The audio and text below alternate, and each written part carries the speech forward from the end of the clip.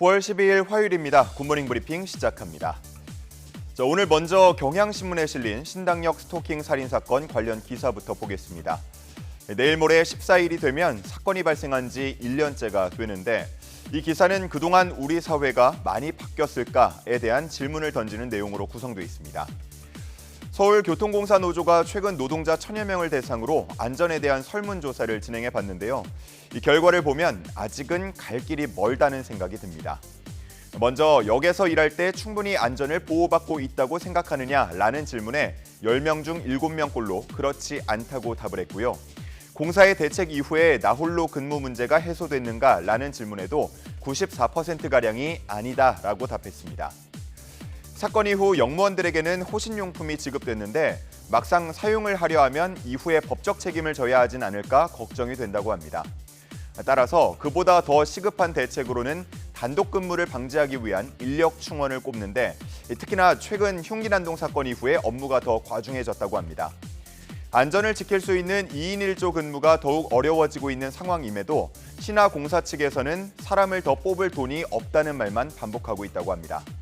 과연 1년 동안 무엇이 바뀐 건지, 비슷한 비극이 발생하지 않도록 준비는 충분히 된 건지 다시 한번 묻게 됩니다. 다음은 동아일보 기사 보겠습니다. 일회용컵 보증금제 전국 의무화가 철회되고 지역 자율에 맡긴다라고 제목이 쓰여 있습니다. 현재 세종과 제주에서 시범적으로 시행하고 있는 일회용컵 보증금제는 곧 전국으로 확대 시행할 예정이었습니다.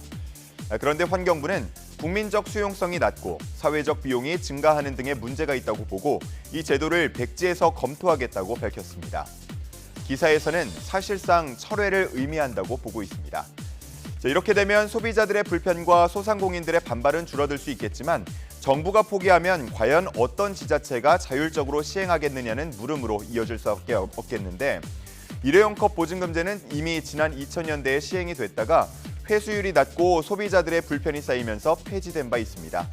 이러한 시행착오에 대한 반성 없이 그대로 보증금제를 재도입한 것은 아니했다는 지적이 나오는 이유입니다.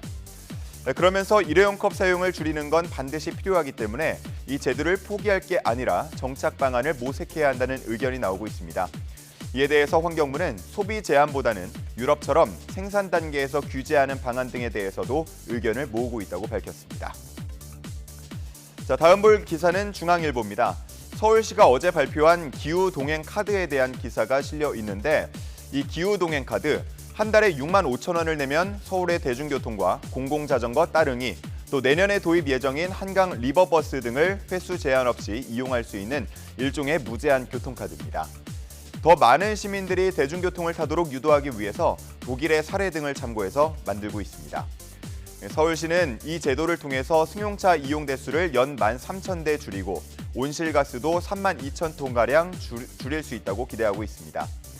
내년 1월부터 5월까지 시범 운영하고 보완을 거쳐서 7월에 정식 출시할 예정인데 수백억 원대의 예산 부담이 있고 또 경기도와 인천시와 연계가 되지 않는다는 점은 과제로 꼽히고 있습니다.